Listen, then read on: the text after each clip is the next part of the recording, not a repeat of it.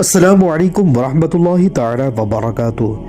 میں سیف اشرف ایک مرتبہ پھر سے ایک نئے درگاہ بلاگ کے ساتھ حاضر ہوں۔ اس وقت میں موجود ہوں دہلی کے مہرولی میں استھت ایک مقدس بارگاہ، ایک عظیم بارگاہ جن کا اسم گرامی سیدی سرکار حضرت شاہ عبدالحق محدث دہلوی رحمۃ اللہ تعالی علیہ ہے۔ آپ عالم ربانی ہیں، آپ شیخ العصر ہیں، آپ علامۃ الدہر تھے۔ خاندانی حالات کی اگر بات کریں تو آپ بخارا کے ایک بہت ہی معزز خاندان سے ہیں۔ آپ کے دادا کا نام آغا محمد ہے۔ آپ کے دادا آغا محمد خاندانی دولت اور عظمت کے ساتھ ساتھ روحانی اور علمی دولت سے بھی سرفراز تھے۔ غالباً 13ویں صدی میں قتل و غارت عام ہونے کی وجہ سے، بخارا کے حالات خراب ہونے کی وجہ سے آپ کے دادا آغا محمد منگولوں کے جبر اور ظلم سے پریشان ہو کر بخارا چھوڑ کر آپ سلطان علاء الدین خلجی کے زمانے میں ہندوستان تشریف لائے۔ شاہی دربار میں آپ کی رسائی ہوئی۔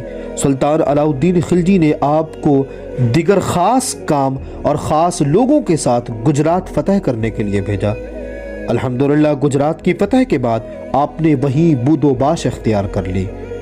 کہا جاتا ہے کہ آپ کے 101 بیٹے تھے، 100 بیٹوں کا انتقال ہو گیا، اور اسی 100 بیٹوں کے انتقال کا اس طریقے سے آپ کے اوپر صدمہ لگا کہ آپ گجرات میں نہ رہنے کا آپ نے یہ فیصلہ کر لیا، اور آپ اپنے ایک بیٹے کو ساتھ لے کر دہلی آئے، اور آپ نے 17 ربیع الثانی 739 ہجری کو آپ نے انتقال فرمایا۔ حضرت شاہ عبدالحق محدث دہلوی رحمۃ اللہ تعالی علیہ ولادت کے تعلق سے ان کی تاریخ ملتی ہے کہ آپ کی پیدائش محرم الحرام کے مہینے میں 958 ہجری میں ہوئی۔ آپ کا اسم گرامی عبدالحق ہے۔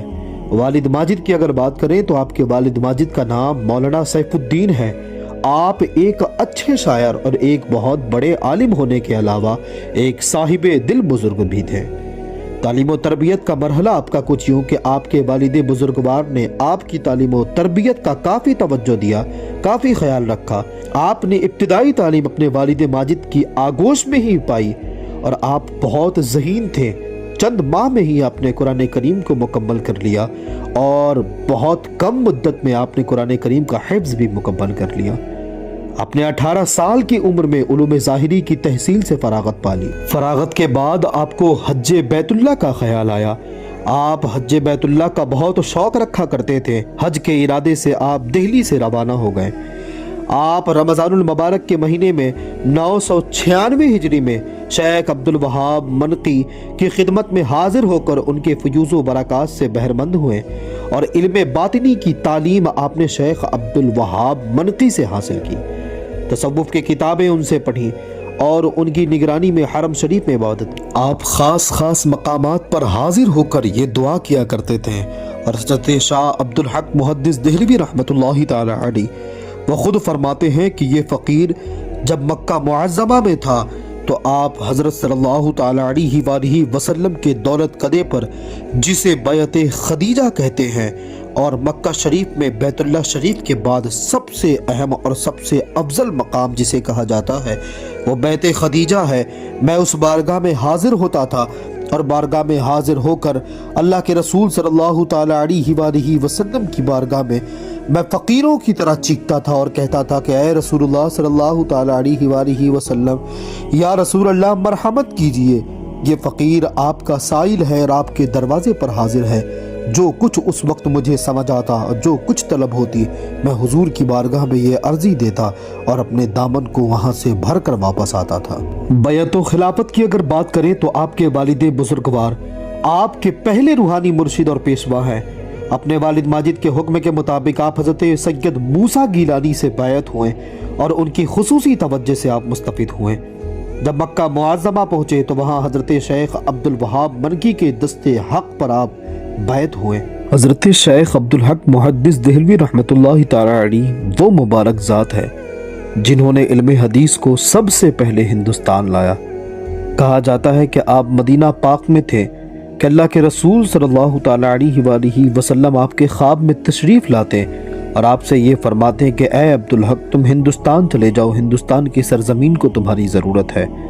آپ ہندوستان تشریف لاتے اور حضرت مجدد الفسانی شیخ احمد الفاروقی سرہندی رحمۃ اللہ تعالی علیہ کے ساتھ مل کر آپ نے ہندوستان سے ان فتنوں کو ختم کرنا شروع کر دیا۔ آپ کے ہندوستان آنے کے بعد سب سے بڑا اگر کوئی فتنہ تھا تو وہ دربار اکبری کا فتنہ تھا۔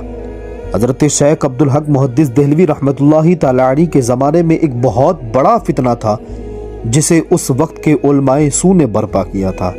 قاضی خان نے بادشاہ اکبر کو سجدہ کرنے کا فتویٰ دے دیا تھا۔ داڑھی کٹوانے کی حدیث حضرت شیخ امان اللہ پانی پتی رحمۃ اللہ تعالی علیہ کے بھتیجے نے نکالی تھی، اور حج کے فرض نہ ہونے کا فتویٰ دیا تھا۔ عبد و معبود کے درمیان فرق بے معنی سمجھا جاتا تھا۔ وقت کے گمراہ صوفیہ بھی مذہب کو نقصان پہنچانے میں کوئی بھی کسر نہیں چھوڑتے تھے۔ ان کے نزدیک شریعت و طریقت دو مختلف چیزیں تھیں۔ ان کا عقیدہ تھا کہ بندہ صرف معرفت کا مکلف ہے، شریعت پر عمل کرنے کا مقصد محض معرفت حق تعالی ہے، اور جب معرفت خداوندی حاصل ہو جاتی ہے تو تکالیف بھی ساکت ہو جاتی ہے۔ اپنے اجتہاد میں یہاں تک کہ وہ آیتیں بھی پیش کیا کرتے تھے۔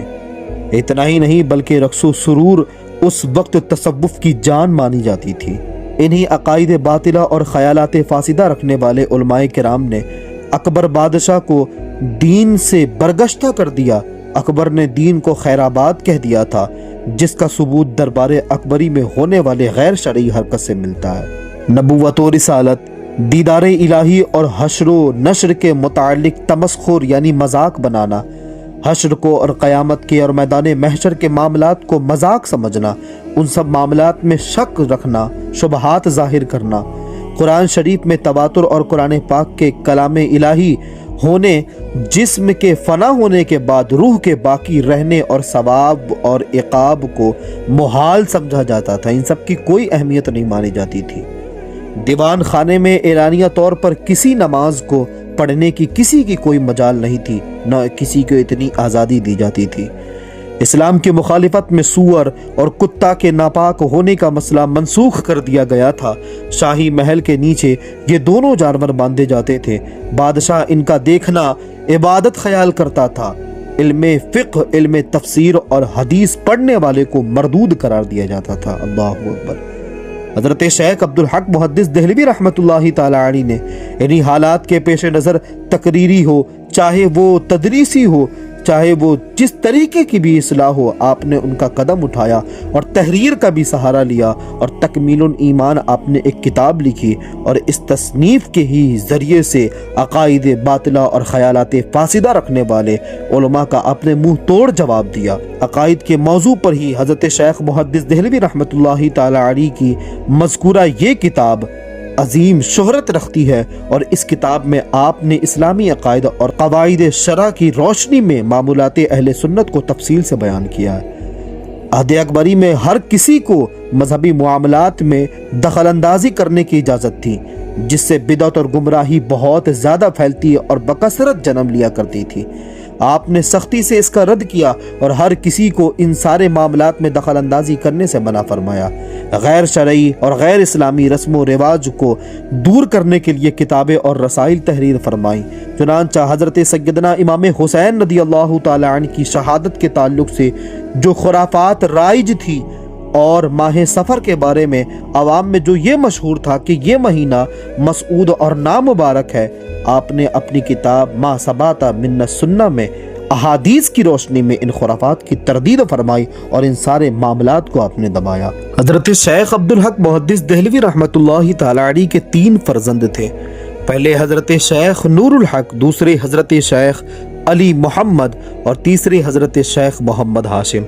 آپ کے سبھی صاحبزادے عالم فاضل بنے اور خوب دینی خدمات انجام دی۔ حضرت شیخ عبدالحق محدث دہلوی رحمۃ اللہ تعالی علیہ یہ دعا کیا کرتے تھے کہ اے اللہ، میرا کوئی عمل ایسا نہیں جو تیرے دربار میں پیش کرنے کے لائق میں سمجھوں، مگر میرے تمام اعمال فساد نیت کا شکار ہے، مگر مجھ فقیر کا صرف ایک عمل جو تیری ہی عنایت سے مجھے حاصل ہے، اور وہ یہ ہے کہ مجلس میلاد کے موقع پر کھڑے ہو کر میں سلام پڑھتا ہوں، نہایت ہی عاجزی اور انکساری محبت و خلوص کے ساتھ تیرے حبیب پاک صلی اللہ علیہ وسلم پر درود و سلام بھیجتا ہوں۔